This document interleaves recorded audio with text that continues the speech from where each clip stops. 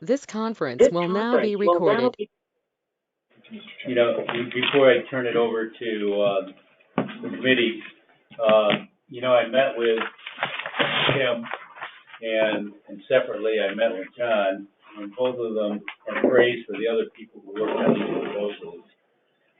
So it was quite obvious it's a real team effort, and I don't want that to go unsaid, and we appreciate it. And as unfamiliar as I am with bonds, I'm pretty confident that we were being represented well. And with that, I'm going to turn that over to you. Thank you.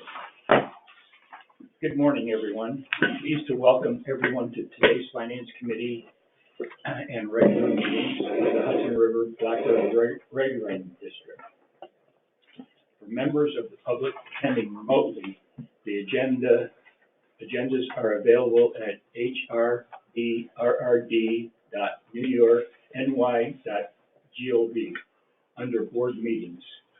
We ask that you please close other programs on your computer or phone, silence your cell phone, and mute your audio when not speaking. The conference organizer will monitor the program's chat function for public comment. I'd like to call this meeting of the Finance Committee to order. Our first order of business is the Pledge of Allegiance.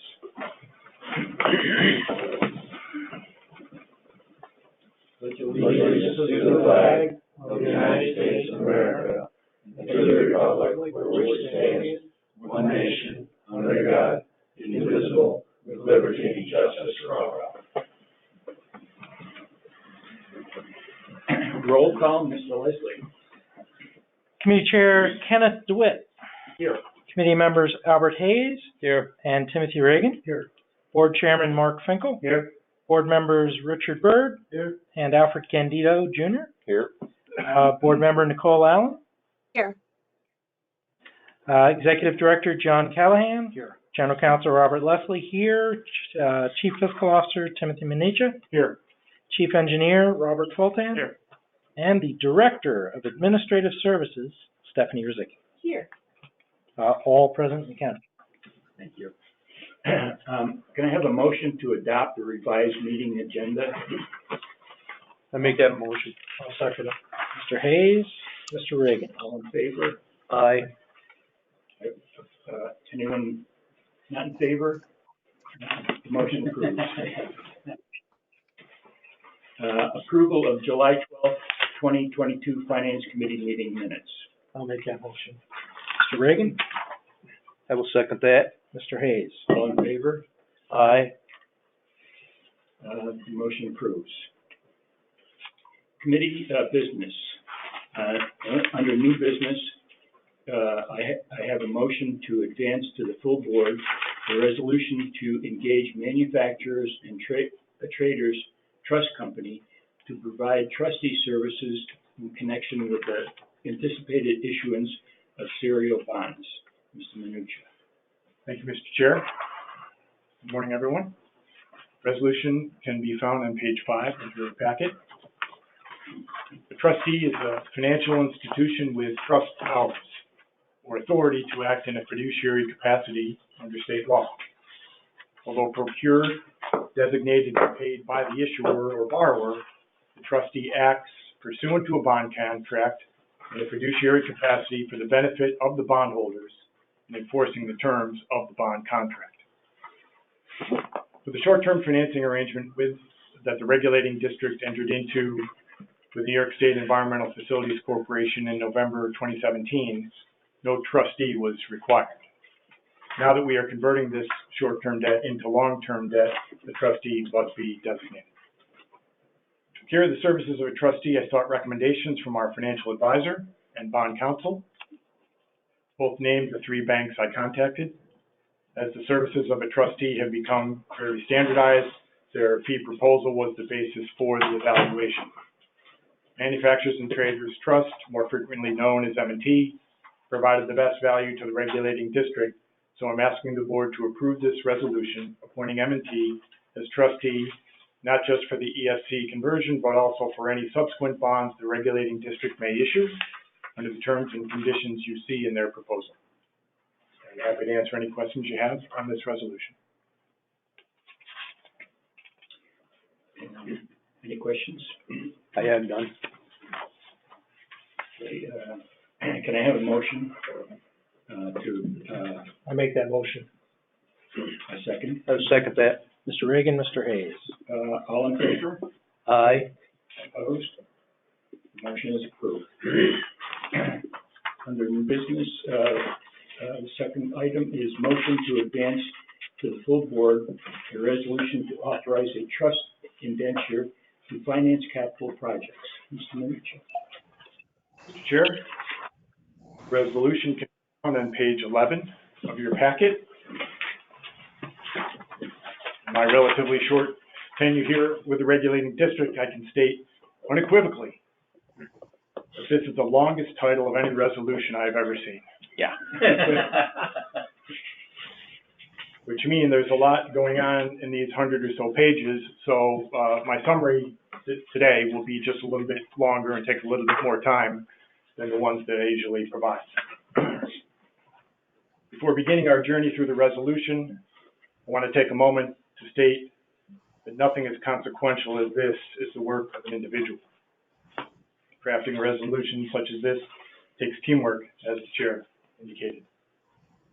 John Callahan's leadership has created the conditions under which such teamwork can be practiced at a very high level here at the regulating district, and I thank him for making us all better teammates. Rob Leslie contributed valuable insight about the regulating district history and statute, and his attention to detail resulted in a better product than would have otherwise been created. Janine Rogers Caruso shared generously her knowledge of the inner workings of the municipal marketplace and helped the team create something that I fully expect will be well received when presented to credit rating agencies, our underwriter, and other market participants.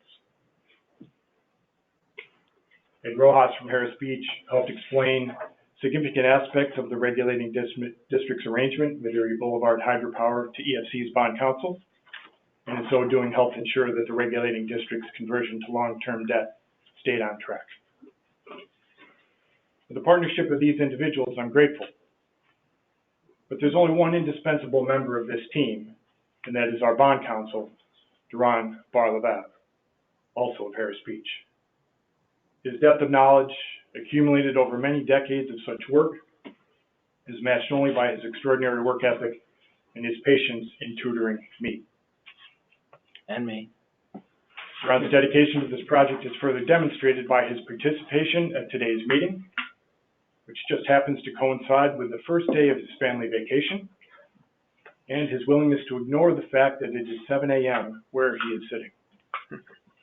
Thank you, Duran, for all you have done, and all you will do as we move forward with the regulating district's anticipated debt issuance in the coming months.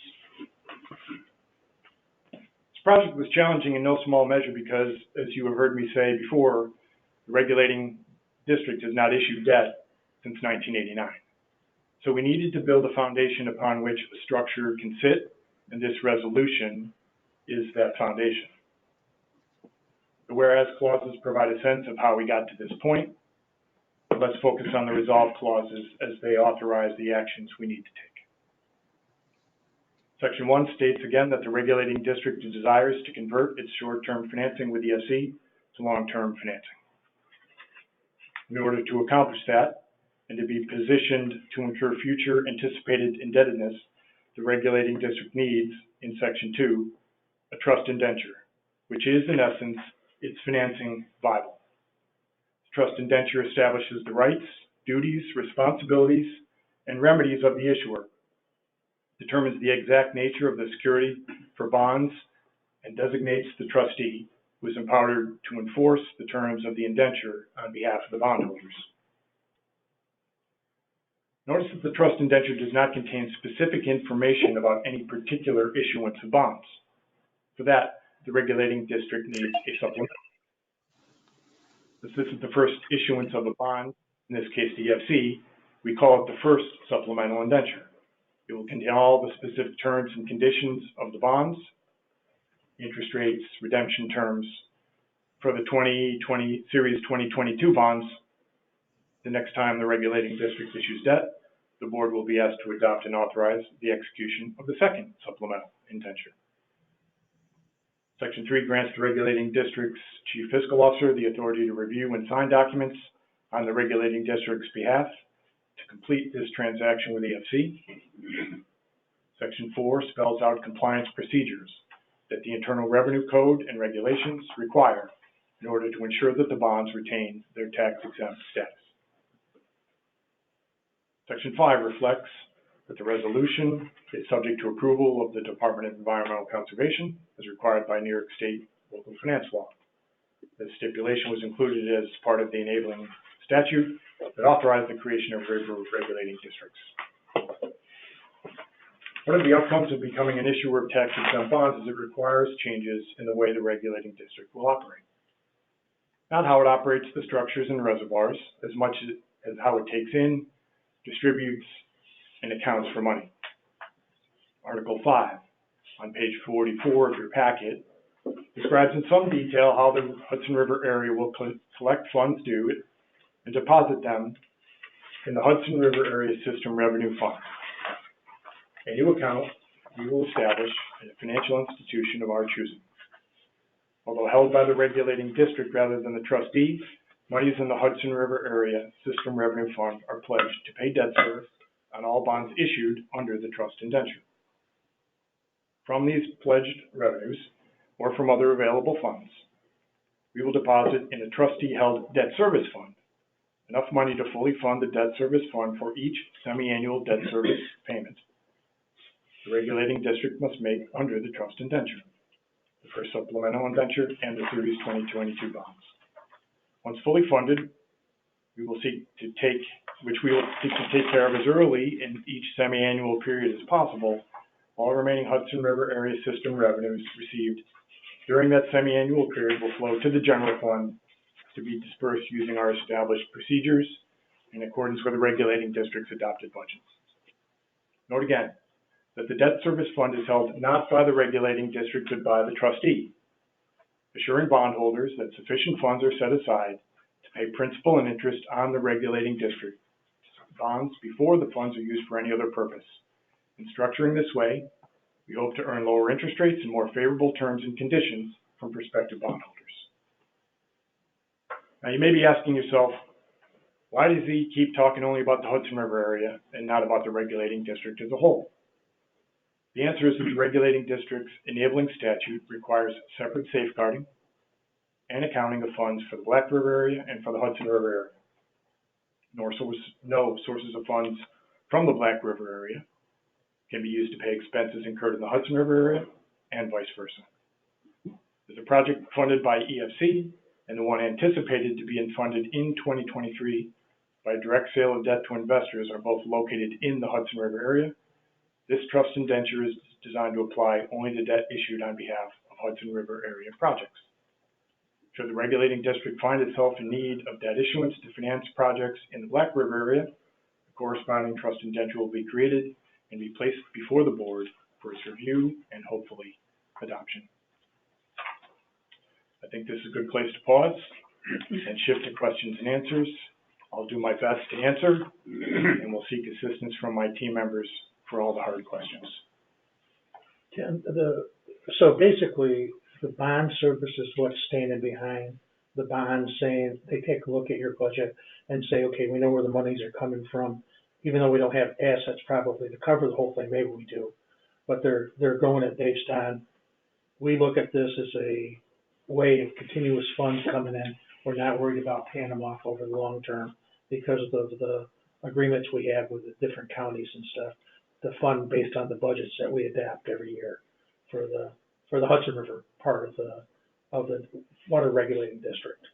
So that's right. We have different sources of funds in the Hudson River area than we do in the Black River area. There's some similarities, but they are a little bit different. The projects here that we're talking about are in the Hudson River area, so that's why all of this applies to the Hudson River area. And we are setting up a system of funds and flow of funds to assure prospective bondholders that they're going to get paid back on time and in full every time before we use the money for any other purpose, and hopefully that attracts greater interest from prospective bondholders when it's time to go to market.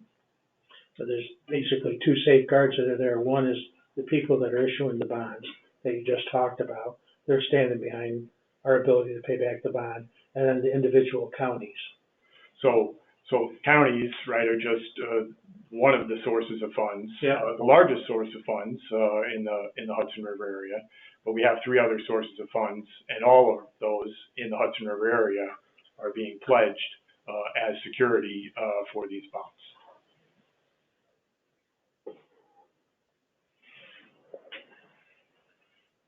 Tim, if I may, I just want to point out, since someone mentioned it, that the party issuing the bonds is you. It is the district itself is the issuer of the debt under this document.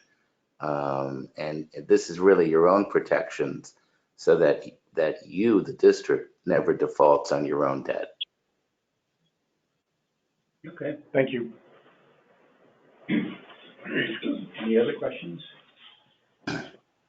If none, can I have a motion to advance? Did you have anything up there? No, Oh, okay. I'm good. That's it. Can I have a motion to advance to the full board a resolution to authorize a trust indenture to finance capital projects?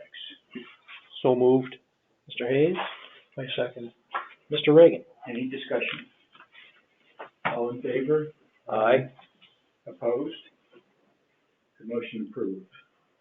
Can I have a motion to adjourn the meeting? I'll make that motion. Mr. Reagan? I'll second that. Mr. Hayes? All in favor? Aye. 10:15. Opposed? Motion approved.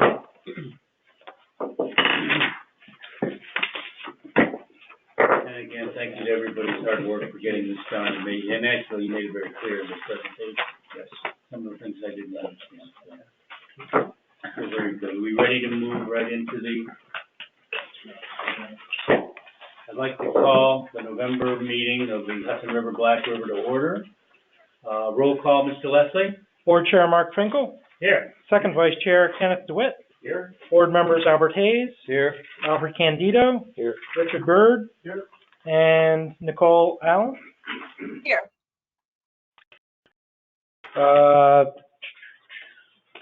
I'm here. Okay, you're next. Did I get Mr. Reagan? Here. Jeez, I'm sorry. Executive Director John Callahan. Still here. General Counsel Robert Leslie here. Chief Engineer Robert Fultan. Here. Chief Fiscal Officer Timothy Minicha. Here.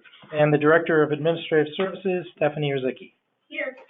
I think I got everybody, huh? Mr. Byrd, did I? Yeah. Okay.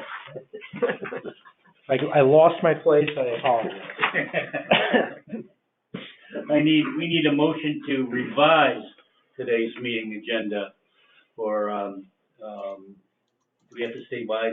Well, we would be, basically revise it to add items under contract/actions to reflect consideration of resolutions authorizing the executive director to extend the reservoir operating agreements at Stillwater and Congoville.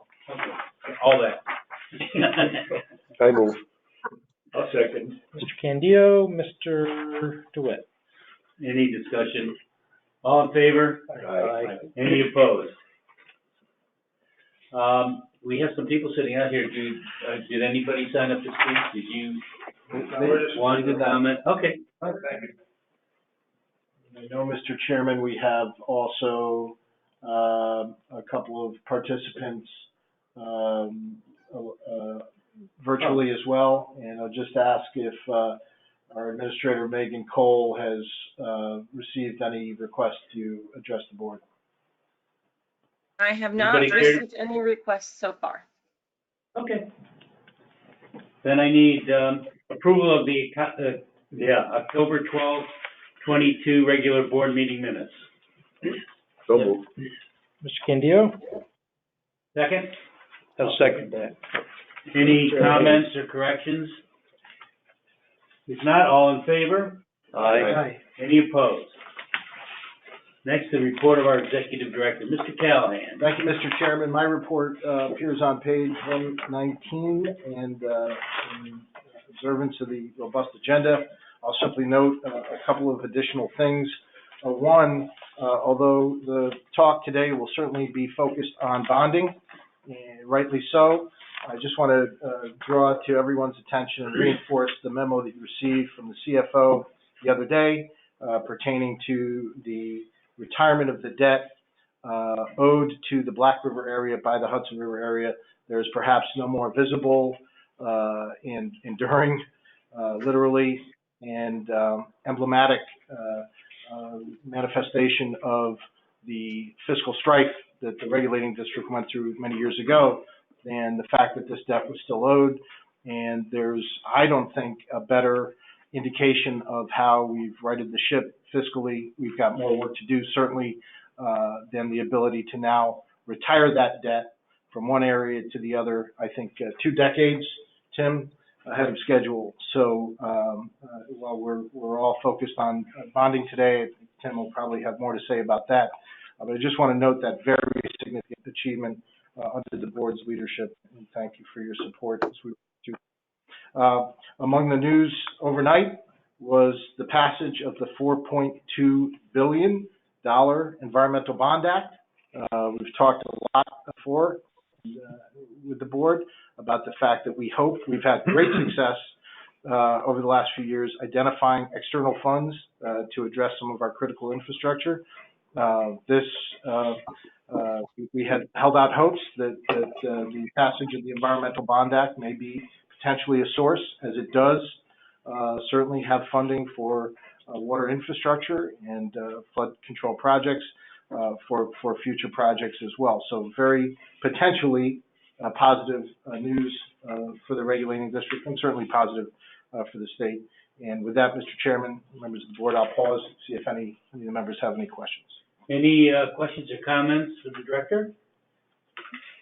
Thank you very much, and welcome home. Thank you, Chairman. Good to be home. I don't believe that. Contract, resolution to approve First Amendment to Contract C-012020 with Hennington, Dunham, and Richardson Architectural and Engineering. Mr. Bolton. Thank you, Mr. Chairman. My memorandum is on page 120. HDR completed its Stillwater, the 8th Part 12 independent consultant safety inspection at Stillwater Dam in September of 2020, and submitted to us, and we submitted to FERC in February of 21. I'm sorry, what page did you say? I didn't mean to. 120. Thank you. And in February of 2021, we submitted the inspection report to the Federal Energy Regulatory Commission.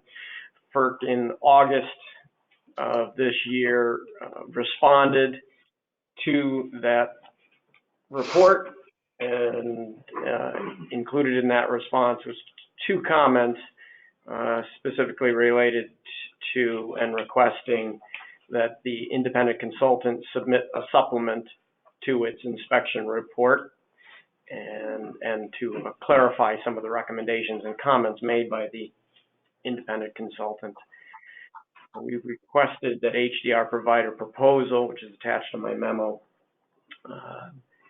to cover the expense of participating in a conference call to discuss the review comments, FERC review comments, and to respond to FERC's comments. And district staff recommends acceptance of HDR's proposal to respond to the FERC comments and develop the supplemental letter report, and seeks board authorization to amend the scope of work of contract C-01-2020 and requests authorization for the executive director to execute an amendment to the contract to increase the fee by $2,500 to a not exceed amount of $39,200.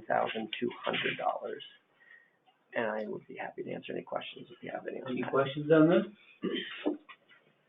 If not, motion to accept? I'll make that motion. Mr. Haynes? Mr. Byrd? Any further discussion, questions, or comments? If not, all in favor? Aye. Any opposed? Staff and committee reports? This would be where we would consider the two additional resolutions. Oh, okay. First one being the Sixth Amendment. That's Okay. the one. Well, good. I turn that over to you. Okay, fair enough. So the first of the two resolutions hand carried today is a resolution authorizing a Sixth Amendment to the ground lease and water usage agreement at Stillwater, which would extend by up to 6 months the ground lease and water usage agreement with Stillwater. The parties have solicited a third appraiser. Just this morning, we finally extended the date for that solicitation out to November 18th. We note that the results of that appraiser's analysis and the consummation of the transfer of ownership of Stillwater's hydroelectric plant to the regulating district is likely to extend beyond the December 31st, 2022 expiration of the current agreement. This Sixth Amendment would authorize the continuation of the current agreement through June 30th of 2023 in order to give us time to finalize the negotiations regarding the amount due for that plant and to actually execute the documents to transfer that plant to the regulating district. Any questions? Can I just add to that, Counselor, for the benefit of the board, we don't have definitively an agreement to extend, but we anticipate it, and as such, we would not want to come back in December just to do that. Yes, that is actually a good idea. Any questions? If not, motion to accept? So moved. Second? Further discussion? All in favor? Aye. Any opposed? The second? The second resolution hand carried this morning is a resolution approving a Fourth Amendment to the Reservoir Operating Agreement at Conkinville. This would also extend by 6 months that Reservoir Operating Agreement at Conkinville. In a departure from 95 years of precedent, Erie Boulevard Hydropower has refused to pay or anticipates a refusal to pay for the use of the regulating district's 56 feet of head, a necessary component of the EJ West hydroelectric project and a property interest, the use of which the Walden appraisal commissioned by the board has valued at $2.5 million annually. The authority to extend the agreement by 6 months will grant staff flexibility to pursue the dispute resolution provisions of the offer of settlement with FERC, maintain prescribed flows in the Hudson and Sacandaga River while bypassing EJ West, and or enter into a short-term extender or a long-term extension of the current reservoir operating agreement. Myself and the executive director recommend that the board authorize the executive director to enter into an agreement extending that reservoir operating agreement by up to 6 months to June 30th, 2023. Likewise, as with the Stillwater agreement, we do not have in place with Erie a firm agreement as to that extender, but in light of the board not having a scheduled December meeting and this current agreement expiring at the end of December, we thought it prudent to seek authority to extend that agreement if we get there. John, why did they not want to extend, or why are they debating the head? You know, I'm gonna, since one potential place we end up here is litigation, I think an in-depth, other than the extension itself, sort of that conversation might be best, and we certainly talked about the possibility that members might want to do an executive session today to talk about this issue after the board meeting. But suffice it to say, the argument overall is that their need to pay for the real property interest here, the 56 feet of head, is obviated by the headwater benefits. And that's a specious argument, would you say, Counselor? Yes, Certainly we don't agree with it. We believe that argument to be specious. That Erie believes that they are already paying for the use of that head through the headwater benefit. What we are asking them to pay for is our property interest, which is 56/71 of the head. Which they and their predecessors have been paying for the better part of a century. And it's how much money? Currently 1.5? Roughly $1.5 million in the current fiscal A year. Yes. But again, if I don't want to step on council's toes, but a more, to the extent board members are looking for a more in-depth discussion of this issue, other than the extender, an executive session would probably be the way to go. Right. Given where we may end up. I just with that bond act being approved and stuff, to me, it just seems like there's a bigger play here, and, but, I mean, I don't know why we can't make more hydro.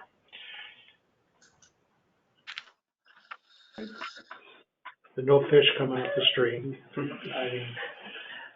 Okay. I mean, Rob can probably answer that question without going to executive session. Are you talking about increasing the height of? No, I'm talking about building multiple dams down through there and creating a heck of a lot of hydropower. And that's what I mean, I don't, for the life of you guys, I don't know why the state, why we're not pushing. I mean, to me, we want additional power. Hydro's the cleanest power we can get. It's also one of the cheapest. You got this bond act. We've got a natural resource here that, in my pea brain, I don't know why we can't use the water multiple times going down through there and push it. I don't know. Yeah, I think the river downstream of Conklinville is heavily developed. Beaver River is heavily developed, so we do have a lot of hydro downstream of our projects. It's interesting. One of the potential places we end up on the Stillwater situation is somebody comes in and develops that site in a different way than Stillwater Associates developed it, and maybe and for us to be that somebody, I think we need a change in legislation, but. We've talked a little bit about that. I think we're going to talk a lot more about it because we're going to end up likely owning that plant. Here, I don't think we'll end up owning this plant, but certainly a lot to discuss. So I mean, again, hydropower, and we're looking for power. I just don't understand it, you guys. I know there's a lot of issues associated with it, but I don't think there's any fish going into Stillwater and Swan coming up over that river or anything, and I don't think it's down there either. So Feel free to weigh in. No, there's nothing more that I need to add specifically to what you said. But I keep asking. I'm going to keep asking you guys. So we need a motion. Yes. So we need a motion to extend that contract. I'll make that motion. I'll second it. Mr. DeWitt, Mr. Reagan. Any further discussion? All in favor? Aye. Any opposed? Now move to staff and committee reports. Finance Committee.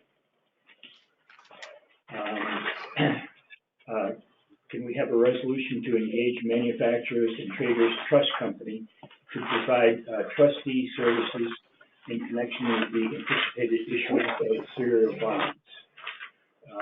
Are there any other questions? Because everybody here was at the Finance Committee meeting. You're making that motion. Do we have a second? I'll second it. Mr. DeWitt, Mr. Reagan. Any further discussion? All in favor? Aye. Any opposed? That is unanimous 7-0 vote. Mm-hmm. Okay, we will reflect that. Let me ask you, should we do a roll call vote on the next resolution? Both on this one and and the next resolution, I will note it as a roll call vote. Oh, okay, we can do it. Yes, Okay, that's fine. it's a big, go ahead, I'm sorry. No, it's fine. Can I have a resolution to authorize a trust indenture to finance capital projects? Second to that? I'll second. Any further discussion, comments? Mr. Leslie, roll call vote, please. Kenneth, Board Chair Mark Finkel. Yes. Ken DeWitt. Yes. Yes. Mr. Reagan. Mr. Candido. Yes. Mr. Byrd. Mr. Hayes. Yes. Miss Allen. Yes. We have a 7-0 vote. Thank you very much for humoring me on that. Thank you.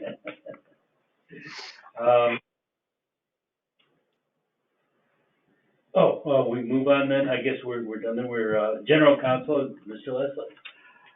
I would say there's no new developments regarding the reporting period, or during the reporting period regarding negotiations with Brookfield and Erie, regarding the soon-to-expire reservoir operating agreement. Erie still has not yet supplied their appraisal.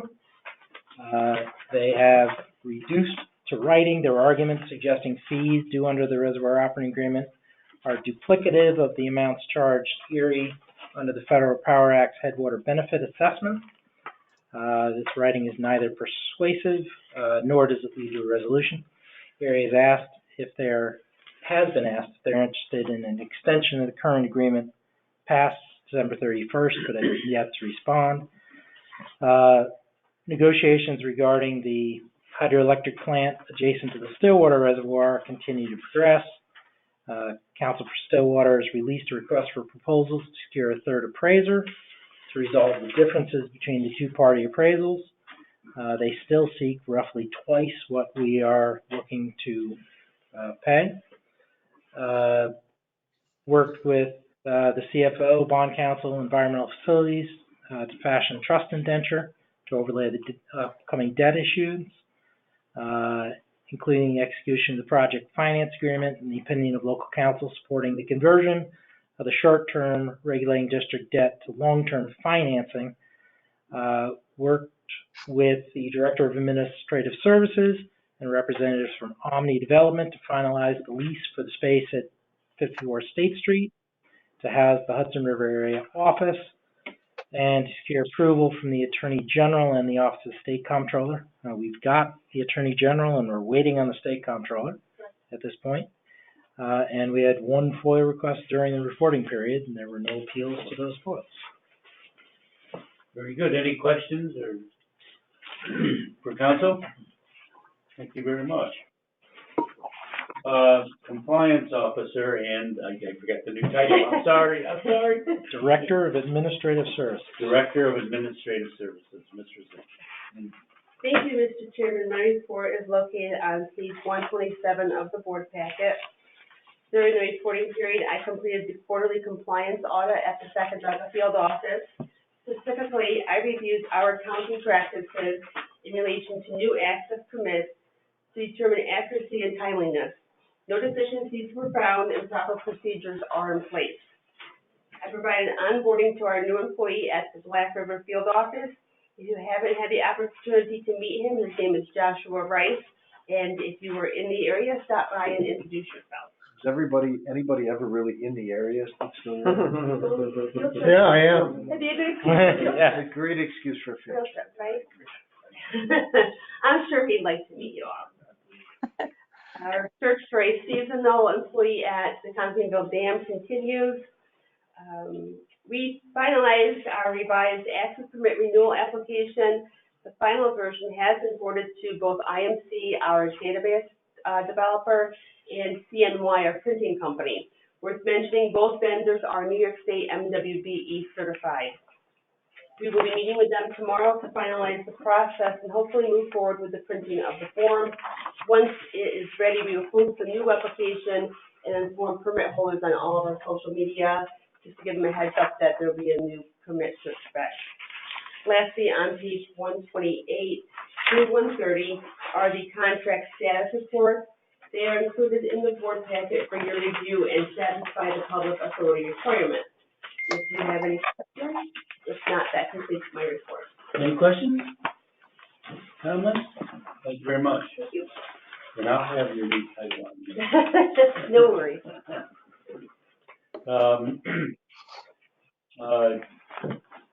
Yeah, Chief Fiscal Officer, Mr. Meek.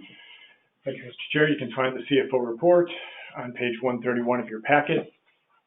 We've talked quite a bit about finances today, so I'll just keep my remarks brief. We're through 4 months of the current fiscal year and generally in line with budget and with year-over-year revenue and expenditure amounts. John mentioned the note retirement, so the only thing that I would add is my thanks to my finance colleagues, Anna Tracy and Kim Scott, as well as our partners in the State Controller's Office for making this happen. This was an all electronic transaction, done with all of the proper approvals, but from the time we initiated to the time funds were good in the Black River area account was 5 days. And that's probably about half to 2/3 of a shorter period of time than if we had gone through the traditional process of writing a check and putting it in the mail and things like that. So we look forward to continue to make more and more of our payments electronically. I can also update you that we received the terms from the EFC conversion to long-term debt on Monday. Interest rates ranged from 3.12% for the shortest maturities to 4.89% for the 30-year component. Transaction is expected to close on December 6th. We'll make our first debt service payment on that debt on March 1st, 2023, and our first principal and interest payment to be made on September 1st, 2023. Those rates are a bit higher, as everyone is aware, of where interest rates have gone recently, than when we asked the board to adopt the budget in June of 2021. But our conservative approach to putting that budget together means we'll only be just a few $1,000s short, and we will find money to make up for that shortfall without too much effort. What is the annual payment? So it varies over the course of the 30 years. The highest amount in any given fiscal year is about $45,000, and the lowest amount is somewhere in the $35,000 per year. Yes.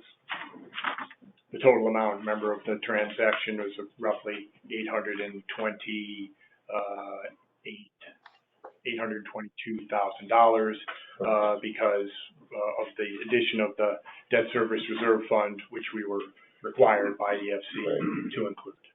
Okay, thank you. Thank you. Pleasure.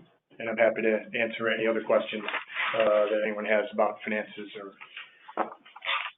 Any other questions or comments? Again, thank you very much. Thank you. Next, our Chief Engineer, Mr. Fulton. Thank you, Mr. Chairman. My report begins on page 153. October was, as far as reservoir operation goes, fairly unremarkable, I have to say. It's been dry, with inflows to Great Sacandaga Lake, about 30% of historic average, and the same at Stillwater. But despite that, as evidenced by the graphs that are included in the report, we continue to track along as we would hope and expect as we draw down the reservoirs in preparation for spring refilling. And there's a question I've been wanting to ask you. Said Sure. Stillwater. Did that lady catch you up in Stillwater and straighten you out? I'm not sure which one that might be, but the one that's been complaining about the water level. I address everybody's questions and haven't had any return calls, so I must have taken care of it. So it looks like we're adequately prepared for this 2.5 to 3 inches of rain. Yeah, and in fact, some of the rain events that we've had. We just had 0.8 of an inch of rain up at Stillwater, over the weekend. I think it was, Saturday, Sunday. And because of the drier conditions, it has almost no impact in terms of elevation. And what little impact it does is fairly quickly overcome. And no, even if we were to get 2 or 3 or 4 inches of rain at either of the larger reservoirs, we would have almost Like just the rate? no change. We're in a position to be able to absorb that, and we would increase our releases a little bit to accommodate the extra inflow after the peak flow passes through the major river stems and release what we need to do to get back on track. But at this point, I don't anticipate that being any of a concern. Well, it can't snow until the swamps are full. Okay. I'll be happy to answer any questions if there are any. Any other questions? If not, are there any other board member questions or comments on anything? Okay, then we need a resolution for our next board meeting. It's on January 10th here in Mayfield, 2023 in Mayfield. Yep. For the regular board and the organization. For the regular board and organization. I'll make that motion. Mr. DeWitt? Second? I'll second it. Mr. Byrd? All in favor, aye. Aye. Any opposed? Is there a desire to go into executive session and discuss this, or? Okay, so no resolution for that, then I need a motion to adjourn. So moved. Mr. Hayes? I'll second it.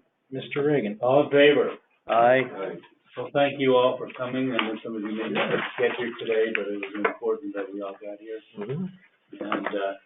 And Nicole. And Nicole.